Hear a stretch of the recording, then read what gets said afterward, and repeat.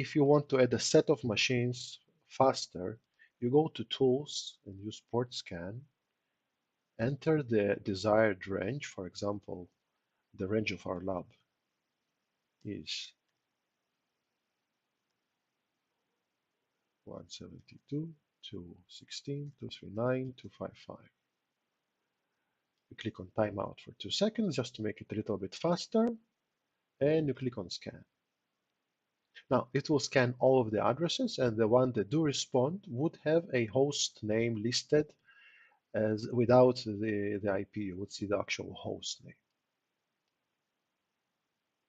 When it's done, just go and select the ones that you want.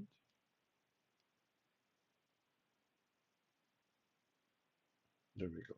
For example, there's the Active Directory. We can continue and find our master and worker over here. And if you have OBA, it would be somewhere in the address range. But the important part is the open ports.